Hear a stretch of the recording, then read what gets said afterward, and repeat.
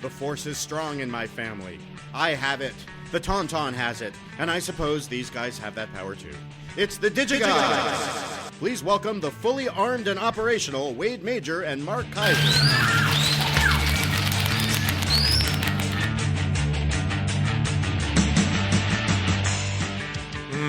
Corey, thank you. Now, please, tell us, who sent that in? That was sent in by Makoto Tsukishima. I fixed that line for you, Makoto. You're welcome. Well, there we go. I guess there was some minor Star Wars reference that Corey out-nerded on and was... Anyway. So what is this that I'm eating now, Mark? Well, Wade, I was in London and Paris Yeah. for a week. Yeah. And my friend... It was my birthday. Yeah. I was born on Bastille Day. Yes. French Independence Day. Uh-huh. And my friend, for my birthday, got me a big hunk of nougat from Provence. Which is where I used to live. I used to live in Provence. That's right. So this is nougat from Provence. So do you like the nougat from Provence? I do. And you know what? I'm also a really big fan of Ted Nougat. Mm-hmm. I got cat scratch fever and all that. I really like that. Okay, Ted Nugent is not known for cat scratch fever anymore. No? He's known for being a political nut job. Really? Yes, he's ultra-liberal. Really? Yes, unbelievable. He loves all people. Wow. Cat scratch fever. He loves all animals and all people. I left off with cat scratch fever. I just remembered, Exactly. Ted. By the way, you're talking about Star Wars. And can we for a second mourn the end of Star Trek as a movie franchise? Yeah, it's done. It's over. Even though they announced another one, which they always do. You ever notice that's a studio tactic. It's a studio tactic to sort of whenever there are rumors of the demise of a franchise, they will always announce the new one before the current one has even opened. Oh yeah, we love it so much we've already greenlit the next one. What? Really? Really? Oh, wow! I'm gonna have to watch that if you love it so much. That means nothing to anybody. It's the weirdest. It's the strangest political tactic. It doesn't mean anything to anybody. There's no one out there who's on the fence about a Star Trek movie that goes, "Oh wow, really?" But they greenlit another one. Well, that must mean this one is so good that I have to go see it. No one does that. I know. No one does that. Although the next one, which will never exist, supposedly features Thor himself, Chris Hemsworth, as George Kirk. Yeah, whatever. That'll never happen. I'm sure that'll be wonderful. Exactly. So anyway, by the way, before we a friend of mine was one of the original writers on the current one, and which I thoroughly hated. So I'll probably bump into him at some point in the next 4 to 5 weeks, and I'm just gonna have to find out. I'm just gonna say, dude, really, did anything that you wrote make it into this film? Because if so, I'm afraid I can't know you anymore. Not of Simon Pegg. Simon Pegg is. If he took a crack at that script, I'm sure Paramount thought, "Oh my God, Scotty himself, Simon Pegg, hilarious." All the lad films. He's going to knock this thing out of the park for us. I mean, here's the thing. I know that there was a framework for where Bad Robot wanted this to go originally, which was what Orky godfathered. And I suspect that was a framework that was signed off on. And when Orky walked, then everybody who kind of stayed on had to sort of paint within those lines. That's my guess. Well, look, I in the broad strokes... Oh, it's dreadful. No. In the broad strokes, I get it. Screw the Enterprise, break up the main crew, put them on a planet, have them just talk it out. It's fine. I am just so tired of... I mean, how many times... First of all, they keep trying to make a Star Wars movie. They keep trying to turn Star Trek into Star Wars. The Enterprise is not the Millennium Falcon. I'm tired of people pretending that it is and trying to make it behave as if it's some giant Millennium Falcon. I'm also tired of crashing and destroying the Enterprise. Could we stop it already? How many times has the Enterprise 3. been... Okay, that's insane. It was in Star Trek 3, Star Trek Generations. I think it was Generations. One where it crashes into the planet. The saucer crashes into the planet. Yeah, that's great. And then this one. Stop it. Just stop it. Don't do that anymore. They shouldn't be action movies. They're not supposed to be action films. You're thoughtful. That's what they're supposed to be. By the way, can I thank Tim Cogshill, ladies and gentlemen, for holding down the fort while I was away? And how was your vacay? It was fantastic. I spent 4 days in London. Mm-hmm. Spent 4 days in Paris. Went to a fantastic Stanley Kubrick exhibit in London called Daydreaming with Stanley Kubrick. Now, I thought Daydreaming with Stanley Kubrick was it's an exhibit in London. It is about 25 to 30 artists interpreting Kubrick's work in their own personal style. And I thought, this sounds stupid.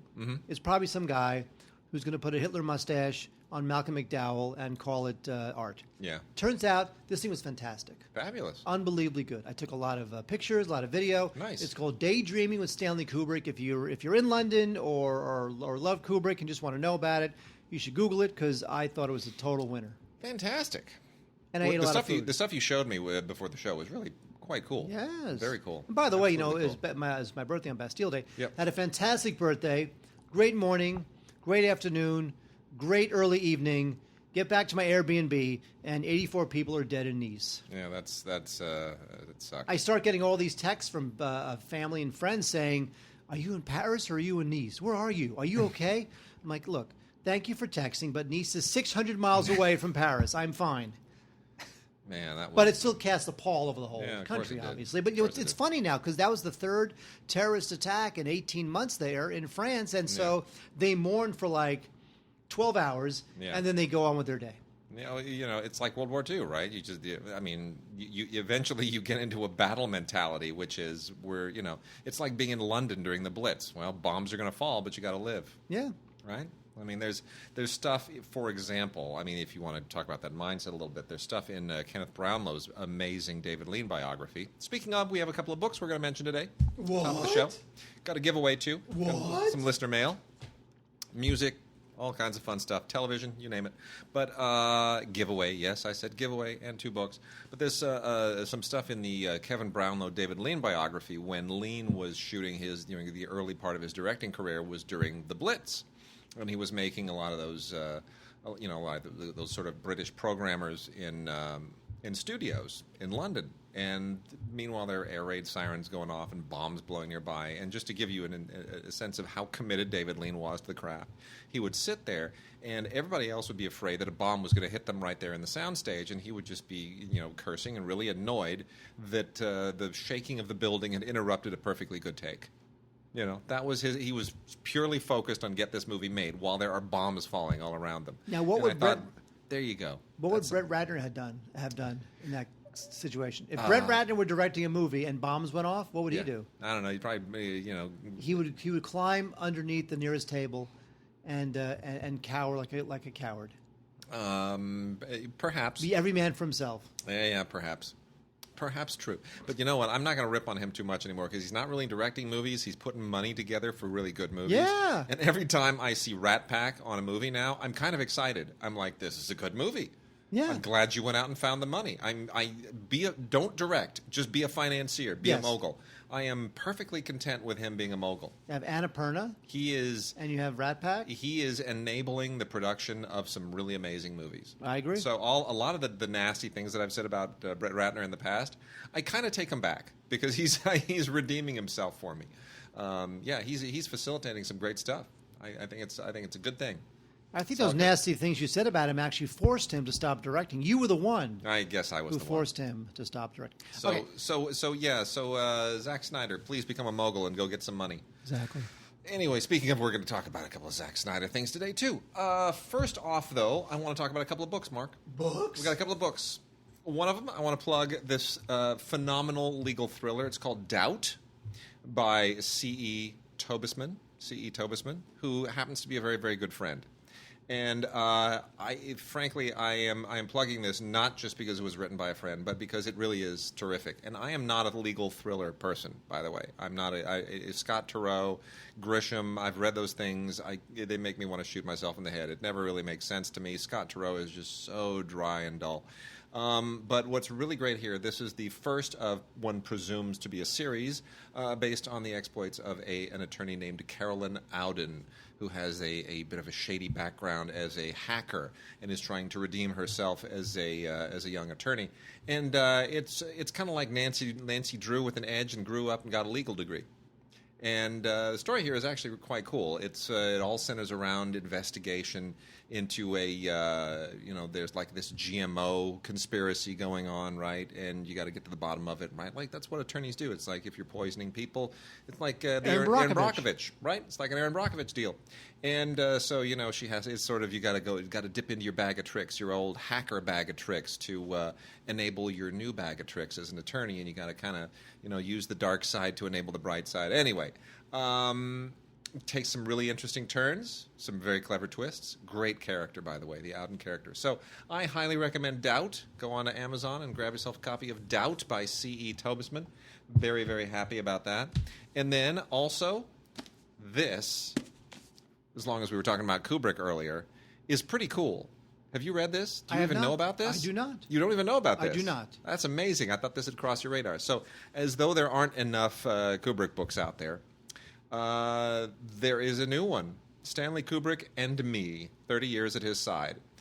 This is written by Emilio D'Alessandro, along with Filippo Ulivieri. Now, Filippo Ulivieri, one presumes, is the ghostwriter who, actually made it work like a book. And Emilio D'Alessandro was one of Kubrick's assistants.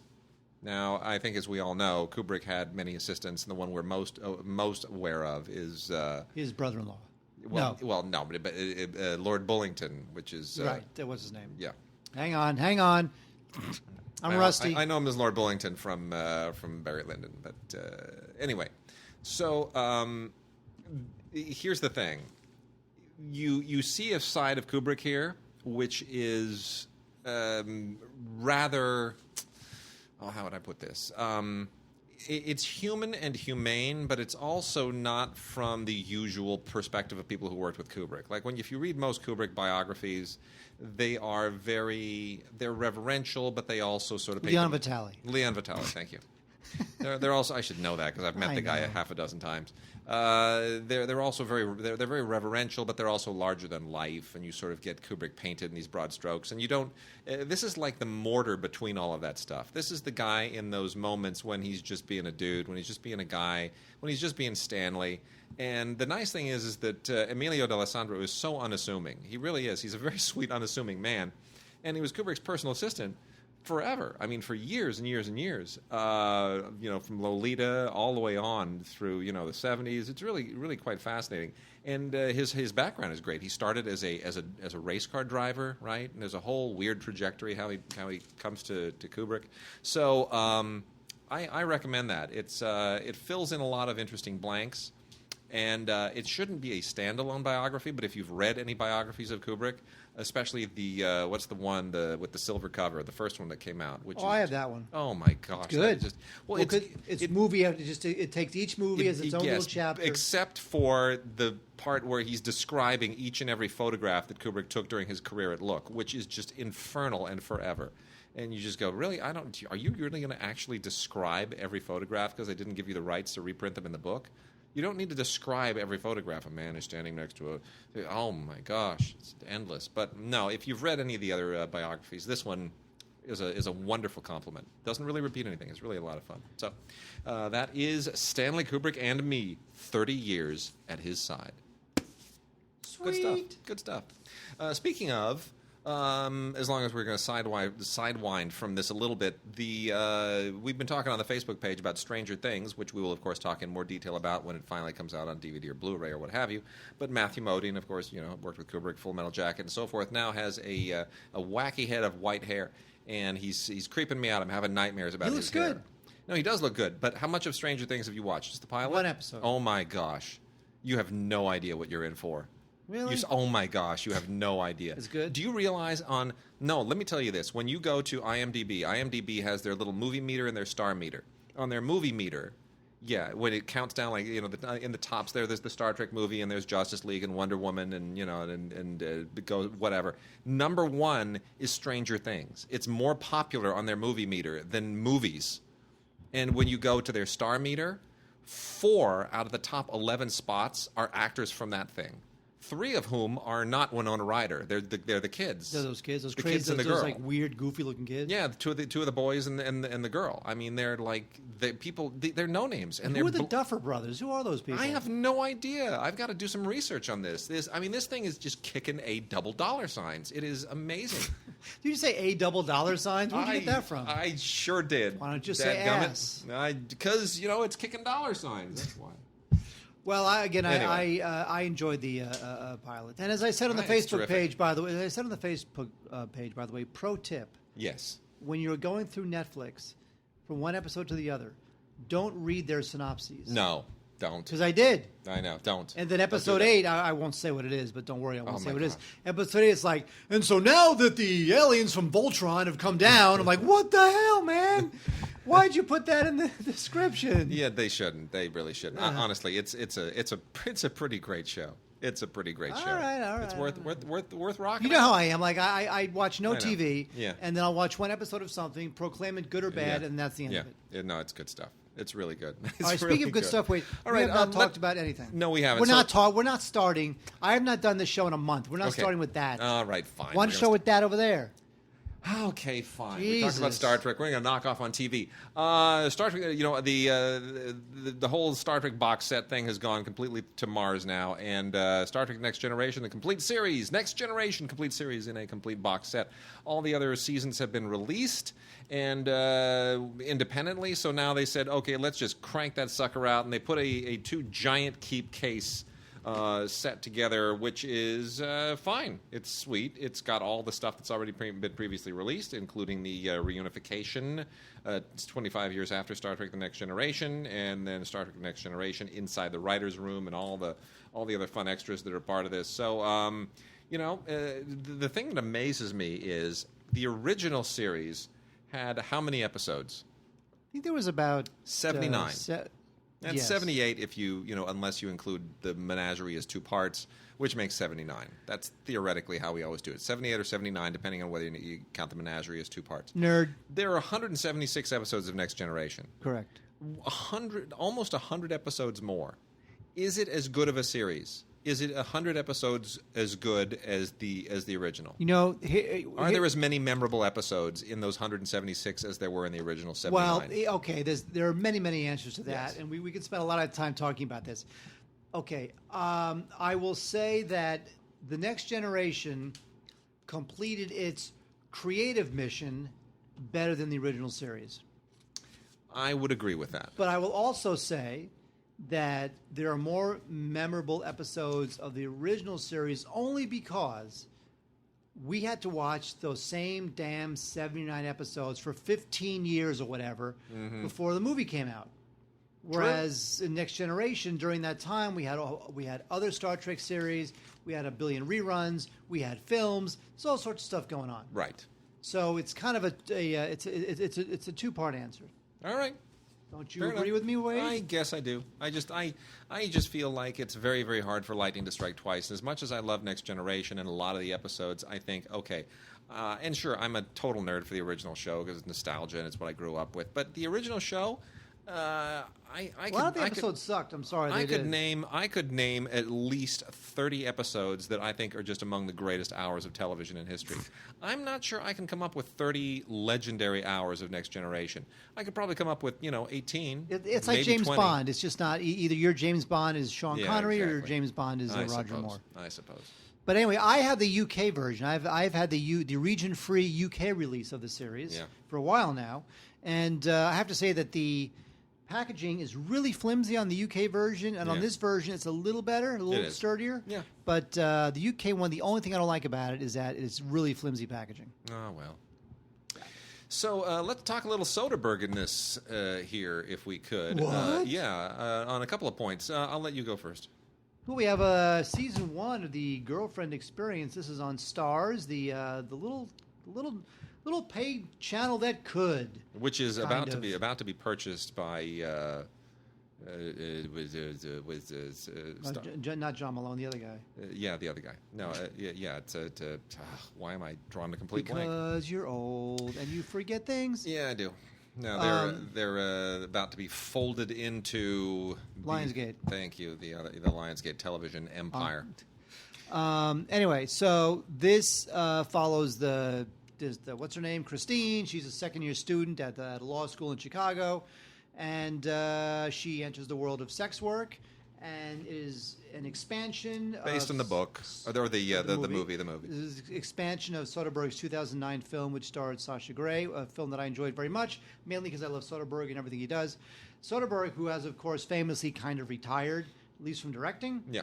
He EP'd this, and I don't know that I really wanted to see 87 episodes of The Girlfriend Experience. I think a film is fine, especially when it's being directed by someone like Soderbergh. But people like this thing. It's coming back for a second season. Although she's Riley Keough, who played the call girl in season 1, will probably not be in it, which I thought was kind of weird. That's what Starz president Chris Albrecht said at TCA.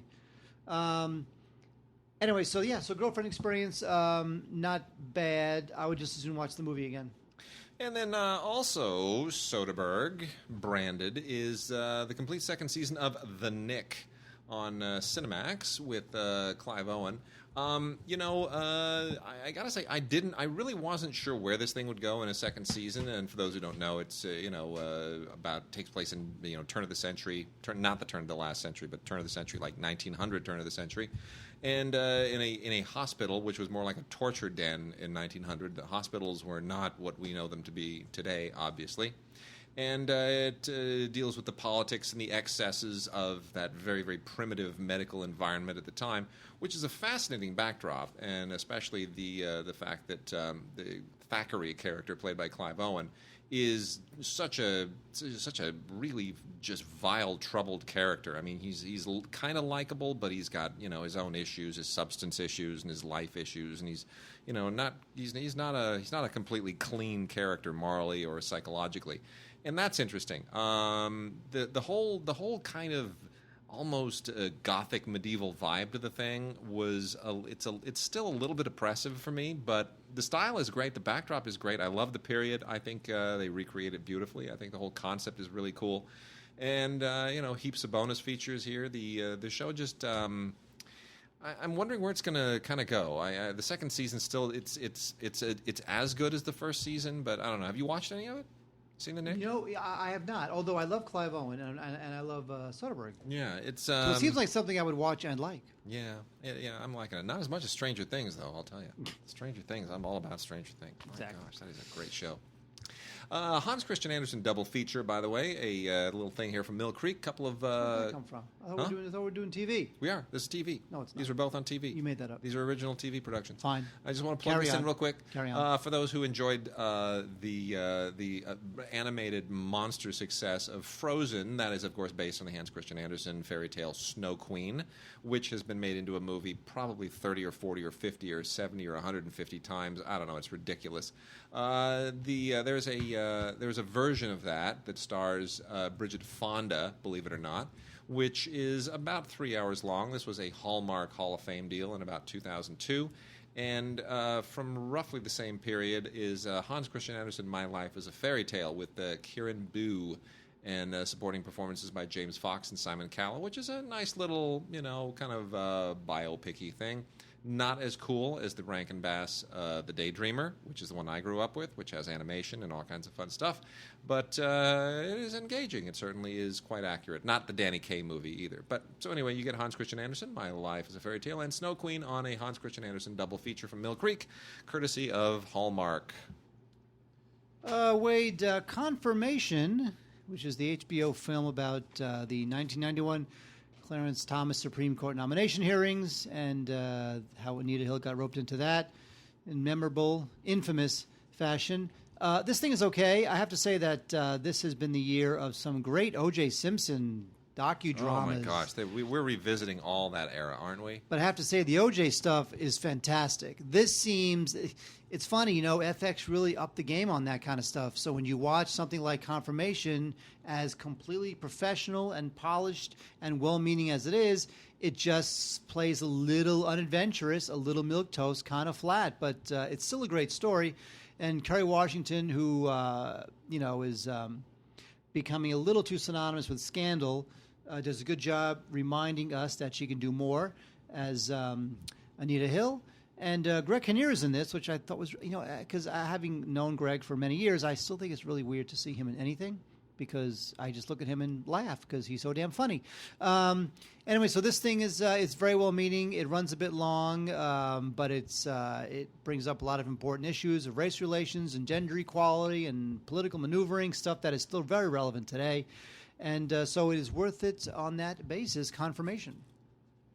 Not much Not really. in the way of special features, but still. Yeah. So here's what's awesome. Key and Peele, the complete series. So now that these guys have made it, and they have made On it. Blu-ray or DVD, Wade? On DVD. Wow. Yeah. But here's the thing. Now that they've made it, and they're only going to be doing features now, and Keegan-Michael Peele, for crying out loud, he's in everything now. Have you noticed that? He is all over movies. Not Star Trek. I mean, we're going to be talking about their feature film here shortly today as well. But he is all over movies. He's in everything. Not Star Trek. No. He is in. He's been in like 3 movies in the last 6 months, and he has 2 coming out in the next 6 weeks. It's crazy. He guy's working nonstop. It's crazy. It's crazy. But Key, on the other hand, is not showing up all over the place. He's kind of holding it back a little bit. But still, they're genius. These guys are amazing. This thing reinvented reinvented sketch comedy for television in a way that it's like I can't even watch Saturday Night Live anymore. After what they did, because Dean, our good friend Dean was in a Key and Peele, and he was. Yeah, he was in a Key and Peele, and they shoot the hell out of those things. I mean, they are little mini movies. They don't just go out and do a live sketch with 3 cameras and some crappy sets, and it takes a few minutes. They will spend a whole day blocking, shooting, doing coverage for like a 6-minute sketch. I mean, they will spend a whole day on just 6 minutes. I mean, they make it like a film. They put an enormous amount of work into it. So anyway, they changed everything. Key and Peele are amazing. They're the best. I can't say enough about this stuff. Really, really smart, super clever, great satire, so incisive. They do exactly what you're supposed to do with comedy. Make people laugh, but think at the same time. Cannot say enough about this. Comedy Central really hit one out of the park. This is the complete series, Key and Peele, from Paramount on DVD in a single, not too thick keep case, but everything is there. So it's great. You get the Van and Mike show and special features, the super episode, which includes best seasons of 1 and 2, and then outtakes, which are always really, really funny. Wade, Blacklist, the NBC show, was a big deal in the first season. Oh, my God, everyone loved the Blacklist. Oh, yeah. Now we're on season 3, and I feel like it's kind of in that tired middle age where it's kind of fallen off the radar of great shows. Yeah. This one obviously picks up where season 2 left off, and what's her name? Elizabeth is, she's a fugitive, and she's a fugitive with Red, played by James Spader. And, the FBI director is under investigation. And, what I like about, I guess, although I'm a little tired of the show, I guess what I like about this season is that it's nice to see the James Spader character, on the run, kind of behind the 8 ball. Like, he's not the smartest guy in the room all the time anymore, so it's kind of a nice little turn for the character. Yeah. And James Spader is always terrific. It's nice to see that guy still gets work. Yep. Where it's going to go now is going to be really up in the air. Season 4 begins. It hasn't begun already. It's going to begin real soon. I'm kind of wondering where it goes from now, because it needs that breakout season now. Because I'm feeling like it's starting to feel a little bit tired. It does. And Homeland hit that place as well.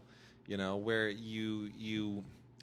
Here's my theory on that, and well, yeah. But my theory is when they pitch these shows, the pitch is usually based on everyone knows that a show now has to have X number. At least it used to. There used to be a magic number of episodes that meant then you could go into syndication and the show could become profitable, right? So if a show it lasts like 8 episodes, you can't really do anything, or you didn't used to be able to do anything with 8 episodes. But if you got to 60 episodes, 80 episodes, whatever. There was like a magic number. Oh, 3 seasons. We can. 100 was the magic number. 100 was the magic number, but once you get to DVD, then it was like, well, we could do something with this. And syndication is there's so many channels. We could sell it to X number of channels, and it's a little bit like a moving target. But there's always some mathematical equation of how many you need to hit. So when people pitch these shows, they pitch them up to the magic number. No, people will get hooked, and they'll watch it for this, and then you have this twist at mid-season, and at the end of the season, the cliffhanger, and that brings them back for the next season, and you do the little thing with the character, and they go, oh, I didn't see that coming, and that takes you to the next season's end. And they plan it out, and you sell it so that it sounds like, oh, it can't lose. People are going to stick with this for at least, 60, 70, 80, 90 episodes, which is a pipe dream. Nobody knows. The show could stink from episode 1, and nobody cares. But that, at least in the pitch. And then I think when those shows actually make it to the air and you get to that episode, nobody has really thought it out past the point where you planned it originally, and then you start treading water and the show falls apart. That's my theory. Speaking of falling apart, this show fell apart about 8 years ago, as it turns out, and yet we're still doing it. Yeah, it's amazing. Wow. So let's see. Where are we at here? Well, Person of Interest is a show that is thankfully finally off the air. They pulled the plug on this thing.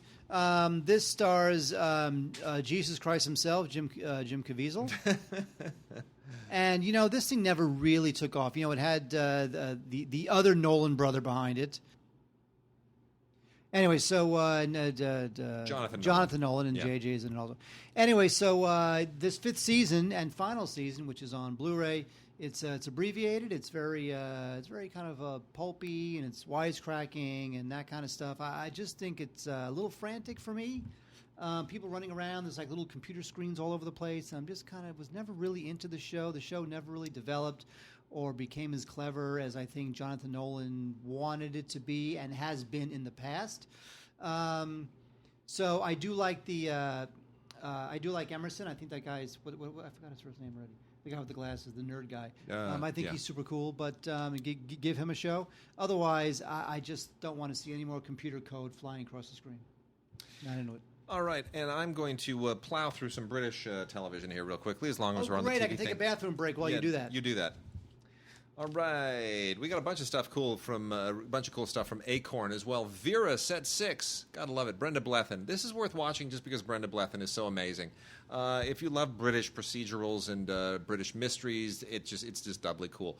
Forget all that Murder, She Wrote and Agatha Christie stuff. It's all about Vera, the amazing Detective Chief Inspector Vera Stanhope. And these are based on novels by Anne Cleeves. Good stuff. There's one here that I always find very wonderful, which takes place in Yorkshire, in the moors where the Brontes come from, and there's a murder from the moors, it's just a great setup, great backdrop. So that is another wonderful ITV production.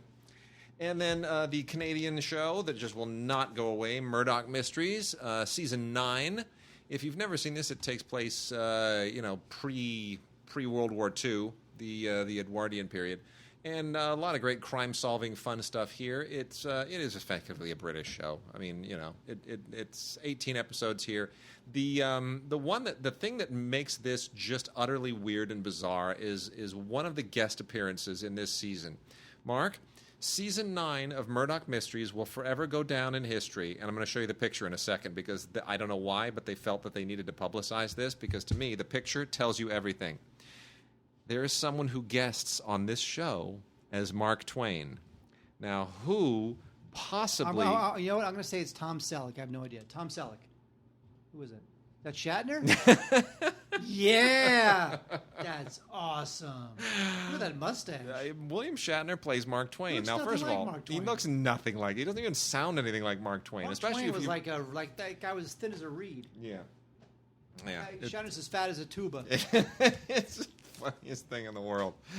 Anyway, Shatner plays Mark Twain. That alone is worth... If you've never seen a season, you can skip 1 through 8, and you can start with season 9 and just watch this and marvel at William Shatner playing Mark Twain. And to be honest, it's not so bad. I'm almost afraid to admit, but he's actually pretty good. It's not really Mark Twain. It's sort of Shatnerization of Mark Twain, but totally watchable. Shatner only plays Shatner. He kind of does, yeah. But he's so good at it. He is. It's so priceless. It's just he's a treasure. He's a national treasure. And then we also have Janet King's Series 1, The Enemy Within. If you haven't seen this, this is worth checking out. This is more kind of legal stuff, British legal system, barristers and, wigs and robes and all that kind of stuff. It's which is always fascinating to me because it's a very different legal system. And when Bates was on trial for murder on Downton Abbey, that was sort of my first in-depth exposure to a lot of that stuff. But this is really very cool. And, of course, like everything else on British television or American television, it rides on who is cast. And Marta Dusseldorp, who, God bless her, has not changed her name, is really amazing. Look for her to really, really start making some waves in movies as well.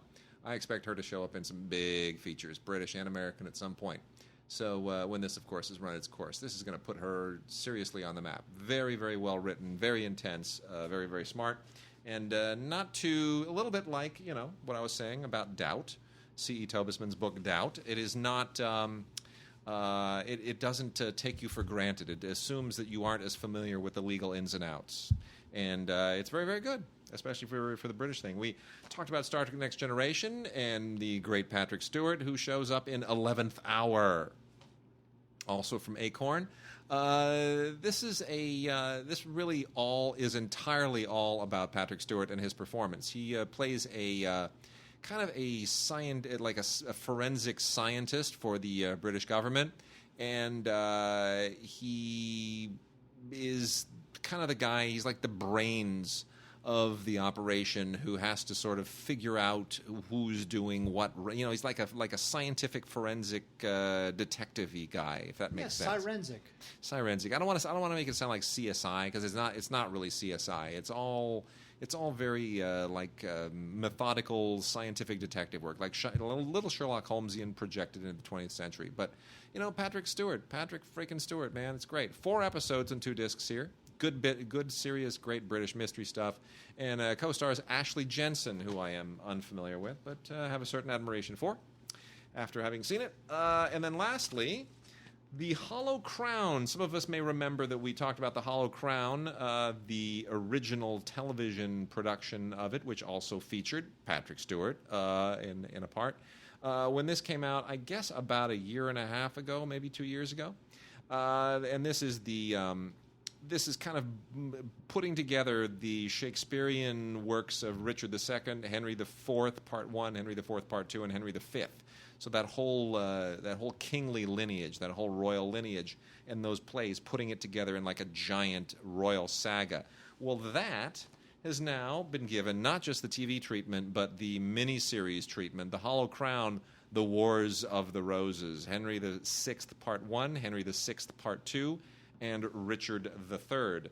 So this is a continuation, and it's on Blu-ray, and it features Benedict Cumberbatch, Hugh Bonneville, Judi Dench, and Tom Sturridge, along with the wonderful Sophie Okonedo, who, let's face it, Sophie Okonedo would not normally get cast in Shakespeare because she's not white.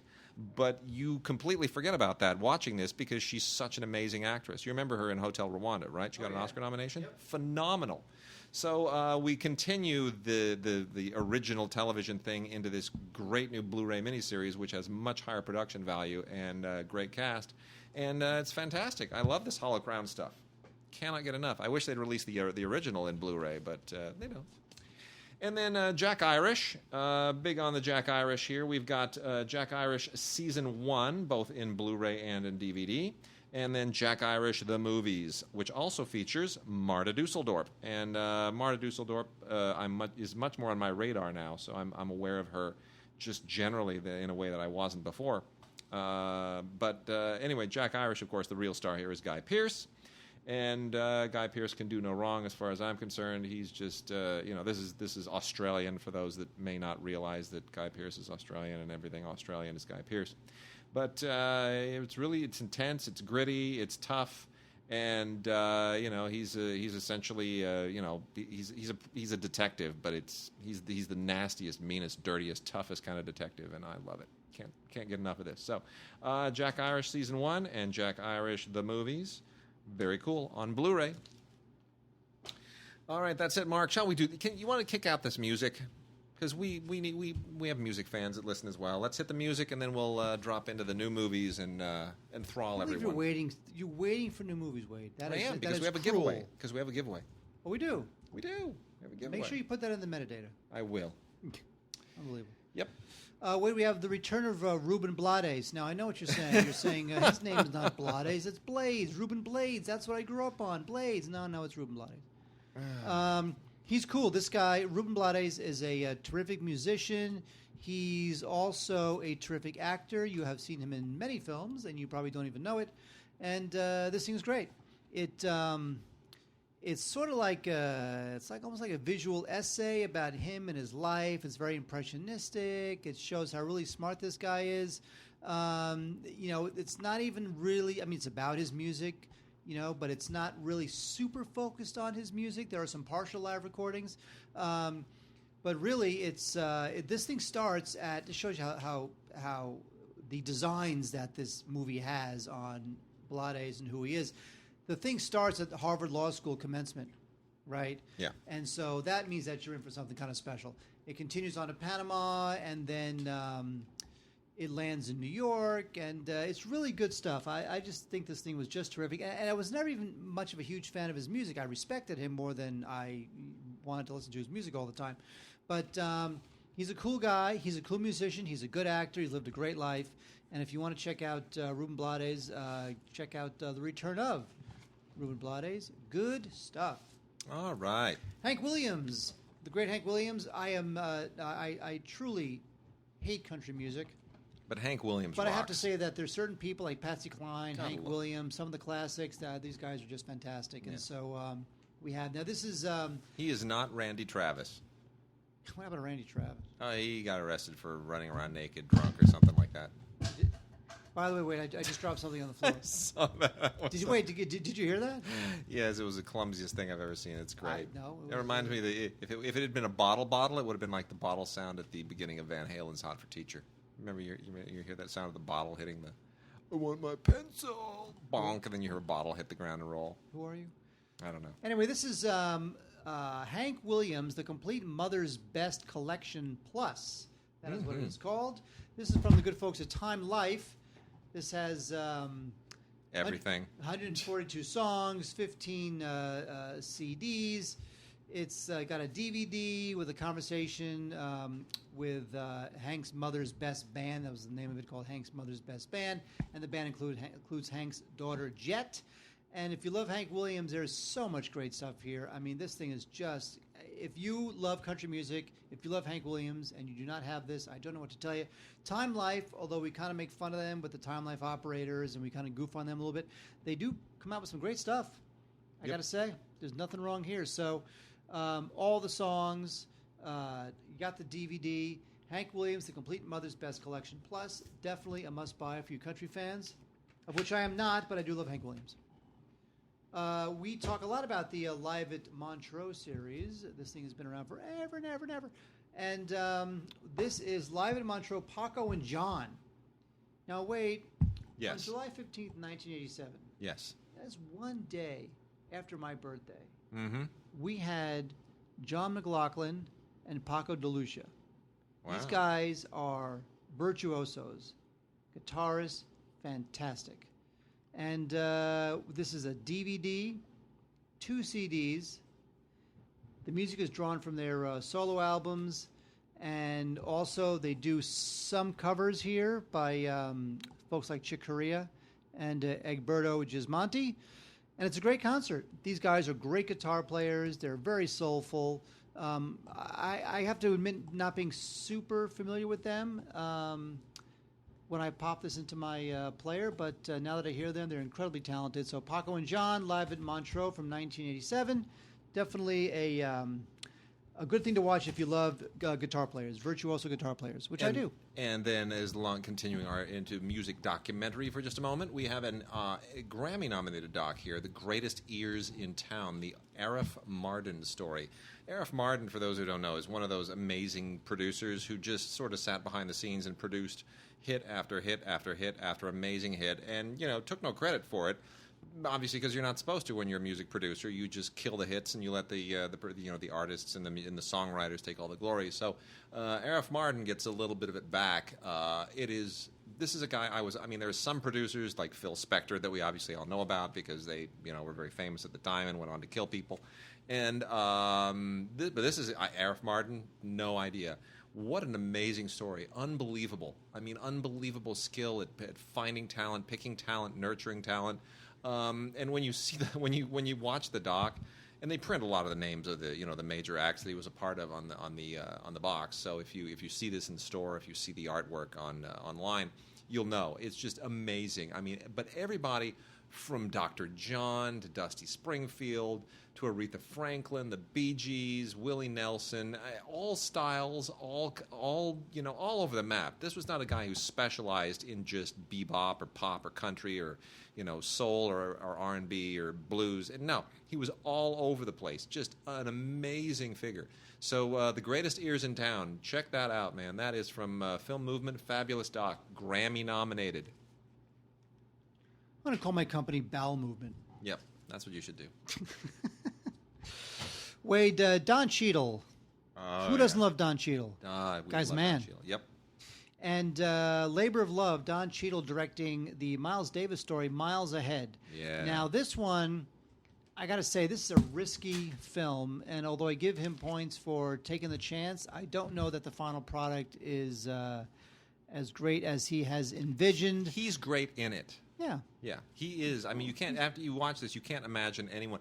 Don Cheadle inhabits when he does biographical roles. He inhabits the characters in a way that is amazing and uncanny. Like I can't see anyone else do Sammy Davis Jr. ever again after he did that Rat Pack bit. I can't. I'm done. He is Sammy. Oh, it's the best. Even better than Sammy did it himself. And here, I can't imagine anybody playing Miles Davis in a movie ever again. That is true. I can't. He nailed it. He killed it. Miles Davis, of course, the iconic modern jazz pioneer, trumpeter. And what he really goes for broke here because he has Miles doing things that he never did in his real life. There are car chases and shootouts, and I have to say that the reason why it kind of works is because even if the actual facts are not there, somehow it all seems like it's almost like you're taking his life and you are using the themes of his life to tell this other story. Yeah. So the story's huge to the trajectory and the themes and what was important to Miles Davis, even if the facts aren't necessarily true. Yeah, but I'm good with that. So it was the spirit of Miles Davis's life. I'm good with more that. than it was a straight biopic. I'm good with that. It was a real roll of the dice, and I'm going to say results are mixed, but I just think this thing is it's impressionistic, playfully so, but it's not the biopic you might be hoping for if you love Miles Davis. I'm going to say that right now, this might actually be my favorite film of the year. We obviously have to wait and see, but I can't imagine this not being in my top 10, maybe even top 5. I love this film so much, and I'm so upset that it has not done better, and I don't know why. Weinstein marketed it well. I have a feeling maybe just the counter-programming idea of releasing this earlier in the year just wasn't right. People just didn't want to see this kind of movie. We're talking about Sing Street, the new John Carney film. John Carney, of course, the Irish director who did Once. Love it. Oh, the best. That's right. Best of all just time. The best. Oh, Love it. And then he went on to do an amazing movie called Can a Song Save Your Life, which, for whatever weird reason, I guess it was Weinstein who released that as well. The marketing people thought, Can a Song Save Your Life? No, that's not really marketable. Why don't we go with Begin Again? Something really generic that people will forget easily. Begin Again? What? Really? Okay. Well, anyway. Sounds like it was taken off a list of titles that they could slap onto a film. Keira Knightley and Mark Ruffalo killed it in that movie. It was absolutely wonderful. And you know what? Sing Street, I got to be honest, as much as I love those movies, especially Once, Sing Street is his best movie. This is better than both of those. This is so amazing. This is so wonderful. This is basically the story of in 1980s in Dublin, story of a bunch of kids, one kid in particular who's always, it's always the one kid and then the buddies. And they're to not be picked on and to be cool, and so that he can be, he can land the girl of his dreams, that tough girl that lives in the neighborhood. They form a band. And I got to be honest with you, man, the music thing, John Carney, he's nailed it. This movie has like 5 or 6 original songs for this kids band that John Carney co-wrote. That should be the entire category of original songs at the Oscars this year. Every single one of them should be the songs from this movie. This movie should be competing against itself 5 times in the same category. They are amazing. They are great. The soundtrack kills. This movie is the best. If you have not seen Sing Street, buy the DVD, buy the Blu-ray. I don't care. Just get some form of this in your hand, in your house. Watch it. You will. I sound like the guy who's selling some kind of infomercial junk, don't I? I remember. ShamWow. I'm pitching ShamWow. Sing Street. It will clean your car. It's amazing. Exactly. I remember when we watched the trailer actually right here. I called it up on my computer. No, and we thought, oh, he's going to the well one too many times. No. Carney, he's gonna blow it. Another movie about a bunch of crazy kids and their music, but then it turns out guy works magic. Guy's a magician. He's a magical man. It's amazing. It's beautiful. It's wonderful. Seriously, it's fabulous. So wait, did you like it? I loved it. Oh gosh, how I loved it. Okay, let's see. Let's just keep people a little bit on edge. Okay. Well, we got some podcast. By the way, I thought you said we had a giveaway. We do. Should I get to the giveaway? Should I do the giveaway? I know. I think we should make people wait till next week.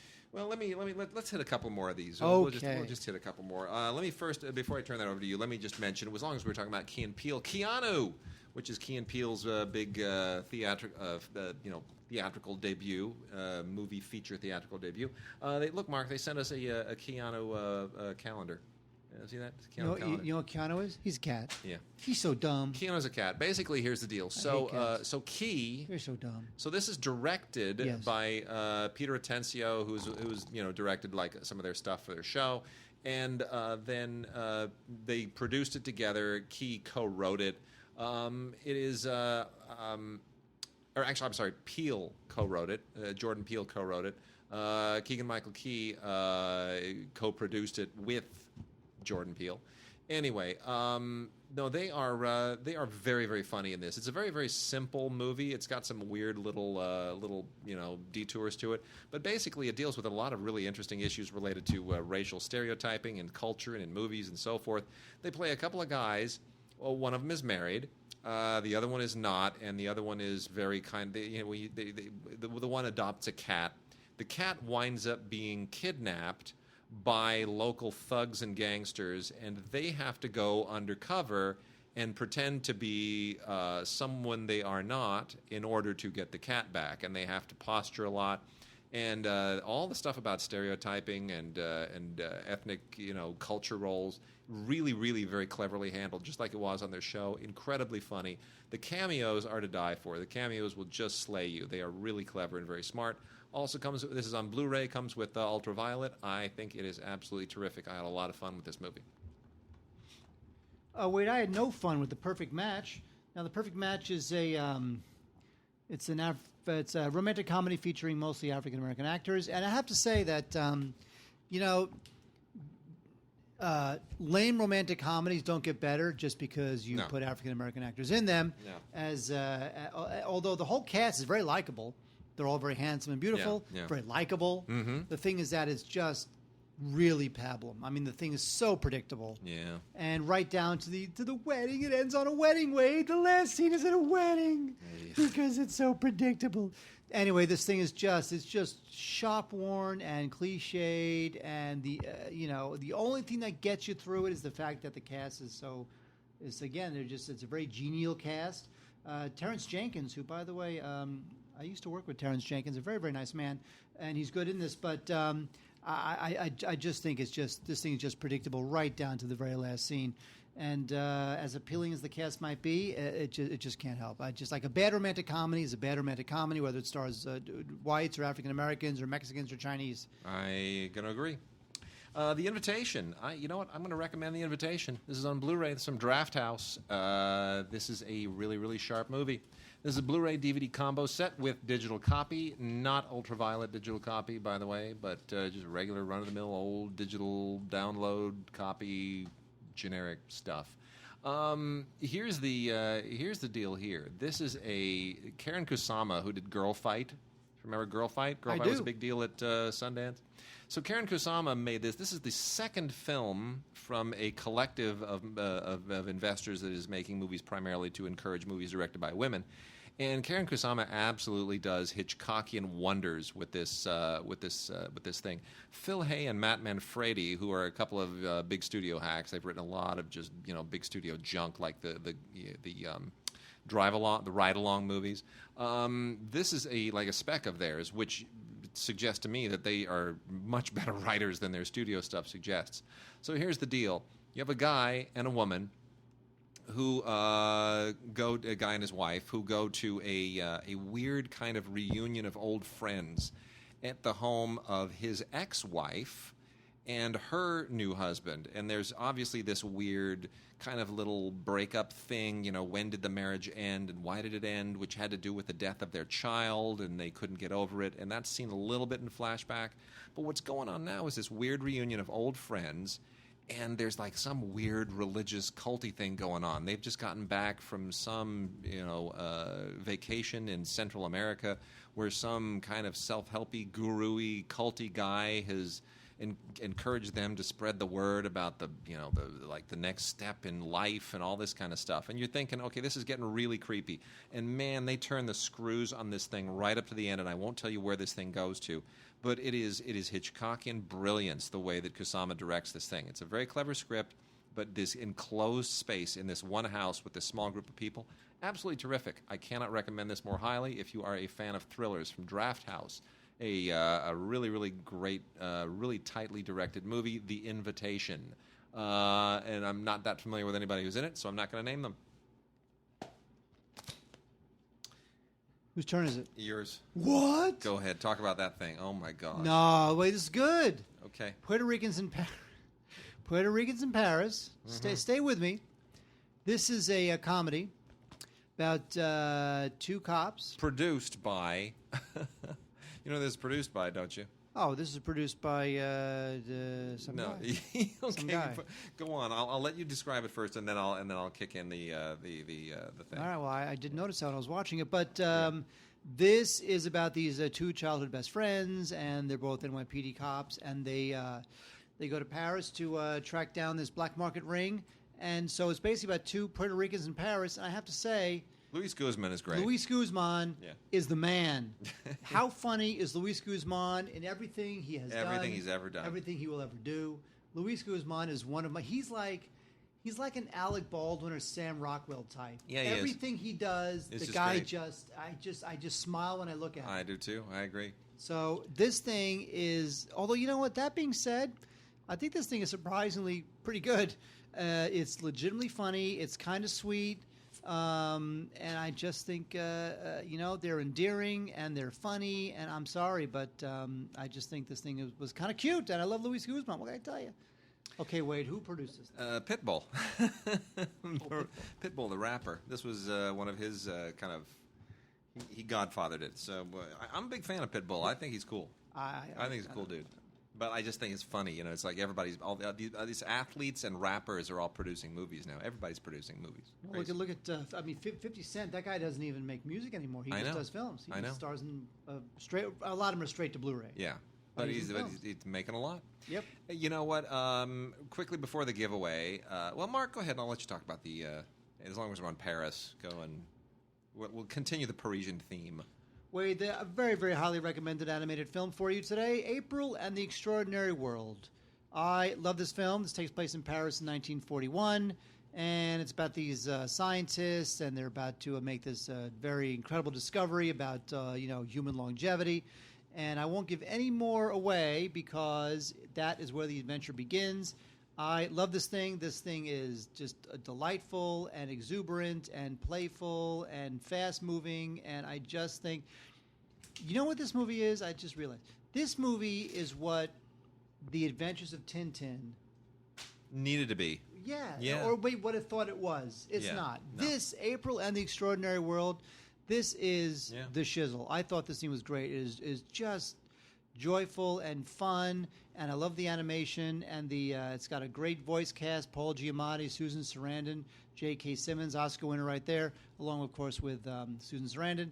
And, I just think this thing is great. It's got the animation's great. It's got like a little steampunk vibe going on there. And it's just terrific. I very highly recommend April and the Extraordinary World. Pretty great. It is a really sweet film. You know what? We just lost a director very near and dear to my heart.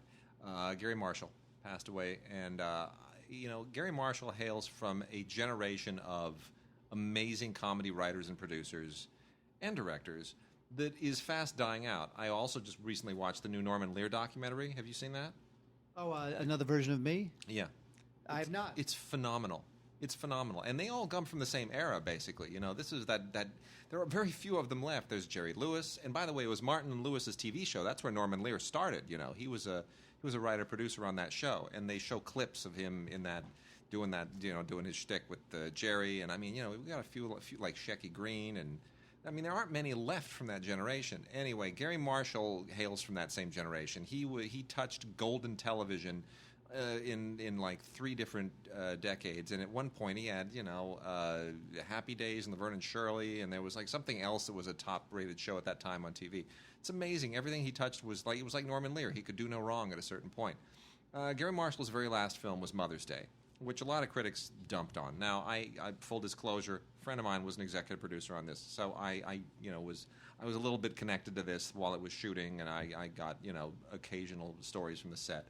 And, a lot of people were ripping on this movie before it even opened, saying, oh, there he goes again. He did Valentine's Day and New Year's Eve, and now he's doing Mother's Day.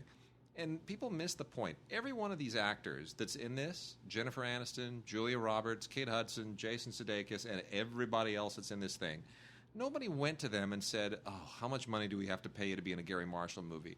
They said, I'll do the movie. Pay me whatever. I'm going to do the movie. Because everyone wanted to work with Gary Marshall. People loved Gary Marshall. This is not a bad movie. This is a sweet movie that is able to deal with so many crazy issues related to the world, politics, race, parenting, war. Don't ask me. You'll understand when you see it. All this stuff factors in, and you somehow it just winds up taking all the troubles of life and wrapping them up in a great big warm fuzzy. And the fact that Gary Marshall is gone, I almost want to cry, because this is his heart and soul in this movie. I want to recommend Mother's Day. And watch it just thinking, this is heart and soul of a man who has just passed on, and God bless you, I love Gary Marshall. Oh, totally. I went 2 weekends ago, I went to the Smokehouse. Now, the Smokehouse is an old-school restaurant, like red Naugahyde booths and the whole thing, right across from Warner Brothers. Been there for decades. Mm-hmm. And Gary Marshall would go there for lunch 2-3 times a week. Yep. To the Smokehouse. Yep. And so when he died, they put flowers and cards on his booth, because he had a booth. Yeah. He would sit at traditionally at the Smokehouse. And so I took a picture of it. So they have it was his booth. There was a big flower arrangement there. There were "Thank you, we love you, Gary" little cards there, and nobody sitting in that booth for X number of days, because that was Gary Marshall's booth at the Smokehouse, where he would have lunch 2-3 times a week. Fantastic. They loved him. People loved him.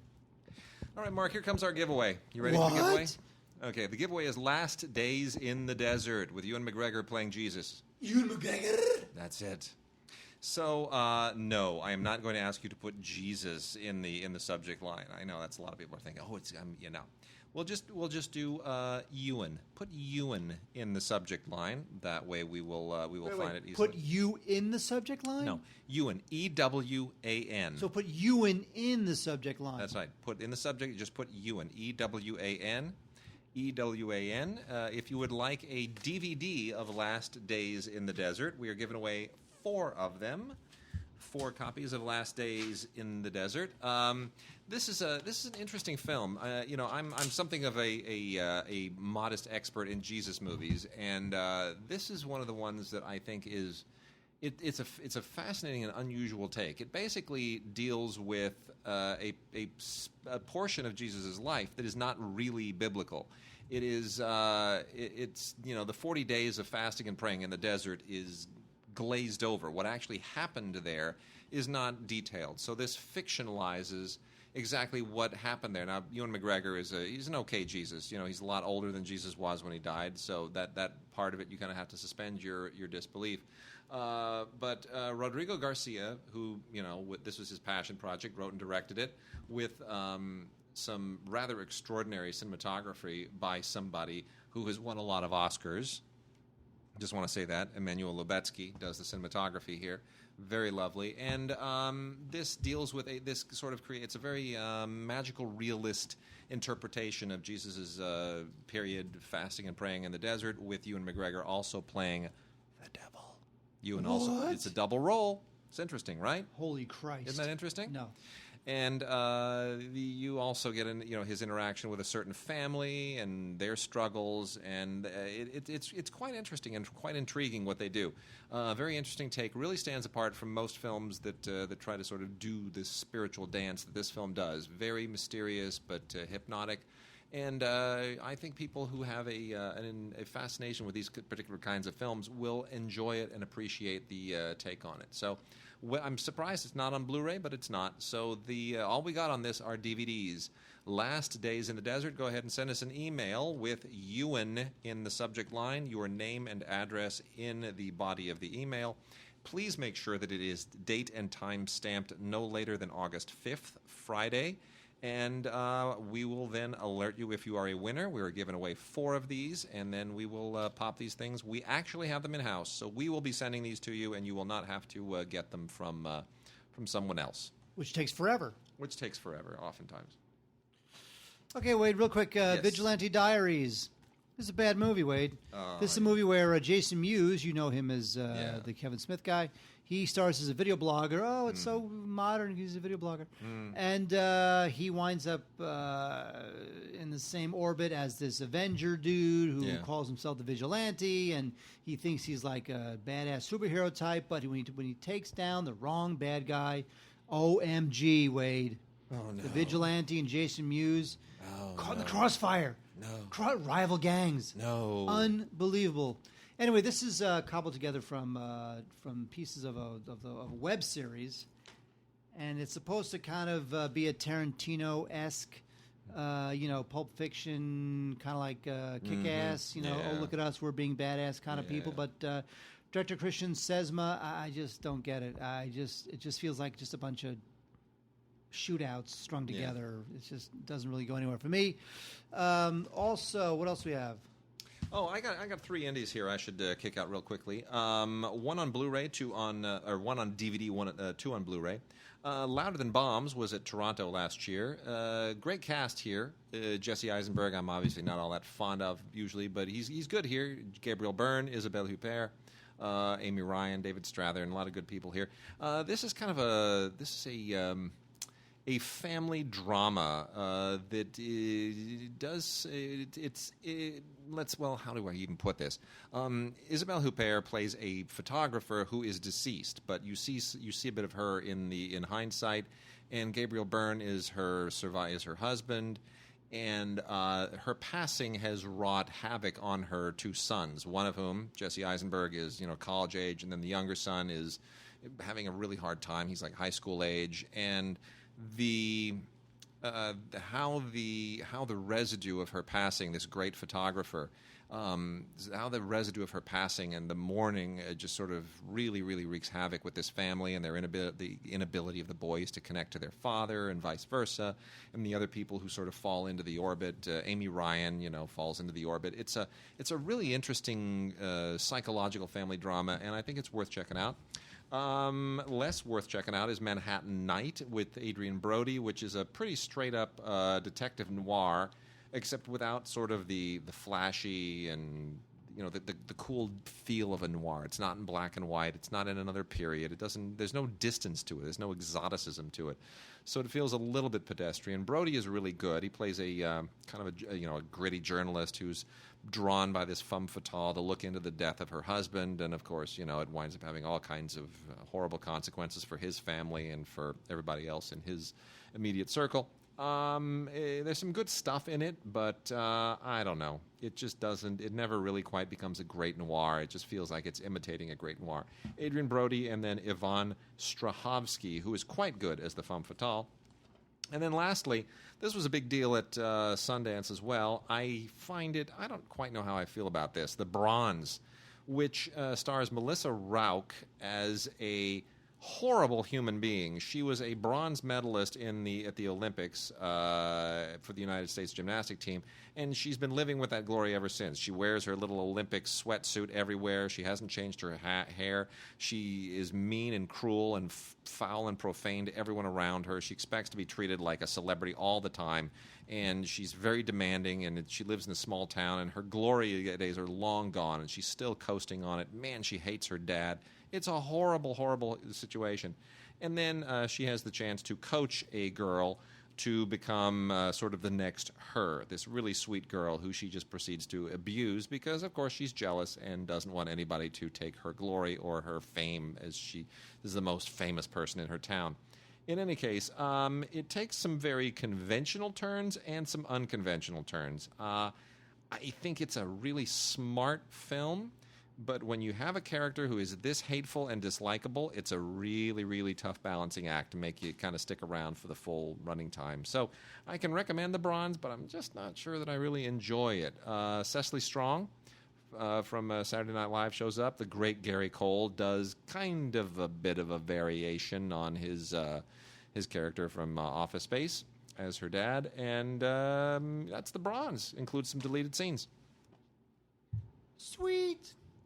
Wade, Nicolas Cage, as you know, has forged himself a fantastic career as a straight-to Blu-ray actor. Yeah. Got a lot of tax problems. Got to pay them off. Good news is that for all the crap he's done, The Trust is actually better than a lot of the crap he's done, which is to say it's not as crappy. Now, Nicolas Cage, as you know, is great at playing these crazy, unhinged types. And here he is paired quite winningly with Elijah Wood. They play Vegas cops, and there's a vault that belongs to these local drug lords, and they're going to take what's in the vault, and their plan sets into motion the rest of the film.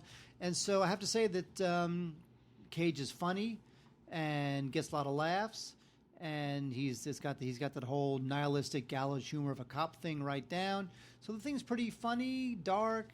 I thought that Cage and Elijah Wood were really good together. So yeah, I have to say that The Trust is a lot better than a lot of the crap that Nicolas Cage usually does. And Elijah Wood, who of course starred in an Oscar-winning Best Picture, right? Elijah Wood? Sure did. Now he's doing this. Crazy, right? Poor guy. Well, you know, he's taking some weird risks and just trying to mix it up a little. He can do what he wants now. I mean, I'm sure his piece of The Lord of the Rings is... Okay, he can do what he wants. The Trust? Yeah, well... Unless he really wanted to work with Nicolas Cage. Okay. And then the last new movie this week, before we wrap out with a little Zack Snyder and a couple of other interesting tidbits, and then we'll put it to bed. The Lobster with Colin Farrell and Rachel Weisz.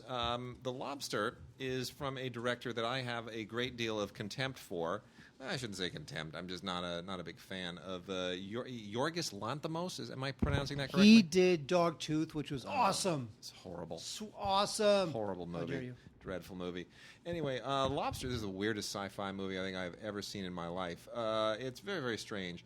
It's a whole human animal thing. It's like Logan. Okay, here's the thing. It's a little bit like Logan's Run, except people turn into animals. Does that make sense? Instead of dying, you turn into animals? Makes sense to me. Okay.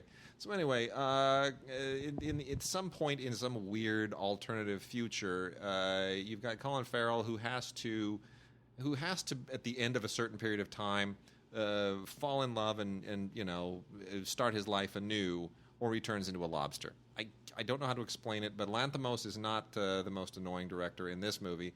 Partly because he has a really good cast. John C. Reilly's in here as well. It's a really, really good cast. And check it out. This was in competition at Cannes and got some good notices. I'm not sure people really quite knew what to make of it, but it's on Blu-ray and worth checking out. And then lastly, Mark, on the 4K front, because we have gotten, of course, the 4K release of Batman vs. Superman in which the most interesting element is Wonder Woman. That's a problem. They have gone and they said, why not release all the other Zack Snyder DC movies in 4K? So we have the 4K Ultra HD release of Man of Steel, which is predictably still very shiny and wet and boring and dull.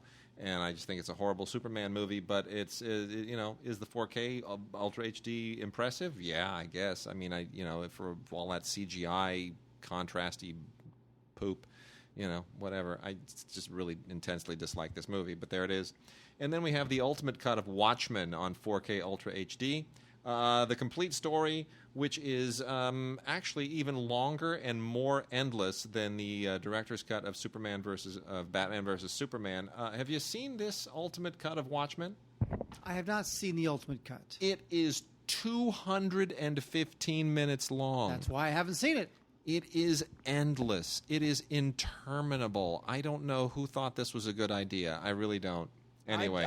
You know what? The only scenes of that film that are remotely memorable to me involve Jackie Earle Haley. Oh, it's true, great to right? see him again. He's got a great look. He's perfect for that role. You think I'm in here with you? You're in here with me. Yeah. It's the only good scene in that movie. But it doesn't need 200 and some odd minutes to make it work. Good grief. That's like Lawrence of Arabia territory, that length. That story doesn't need to be that long. This movie's better than Lawrence of Arabia. Oh, heavens no. And before we go out, I want to read something very interesting that I think... No, it's not a Vox Box. It's not a Vox Box. And by the way, for Vox Boxes and mail, you can always email us at gods@digigods.com. But this has to do with the forthcoming Filmstruck, which, by the way, I'm going to be doing some beta testing on, so I will have some insights into Filmstruck. Filmstruck is the new service, the new streaming service that is going to include TCM and Criterion. And we all thought, oh, cool, TCM and Criterion, my new home. I'll just subscribe for a few bucks a month, and I'll have full access to the Criterion collection and a lot of great classic American movies from TCM, right? That's what you were thinking, wasn't it? When the Filmstruck, you're like, great, sure. Criterion, TCM. Oh, no, not at all. Then I find out there are other companies involved as well. And so this is what I received from the good people at Flicker Alley. Josh over at Flicker Alley, which, of course, releases a lot of great silent films and has an amazing library from the Black Hawk Collection, David Shepard's Black Hawk Collection. This is what Josh wrote me. He said, Flicker Alley's mission from the start has always been to bring film history to new audiences. That is why we feel honored and excited to join our esteemed colleagues at TCM, Criterion, Milestone, Kino, Zeitgeist, and Icarus in helping with the launch of Filmstruck. Let me point out, it's not just TCM and Criterion. It is TCM, Criterion, Flicker Alley, Milestone, Kino, Zeitgeist, and Icarus. That's like a murderer's row of great independent films from history. That is breathtaking. That is even if all these companies are not all in, even if they're only going to be very selective with what films they make available to the service, that is legendary right there. That is a must-have service. So, as I get a look at this thing in the coming weeks, I will fill the rest of you in and let you know what you are in for, assuming that I don't have to sign an NDA or anything. So, gods@digigods.com. We'll see you guys next week.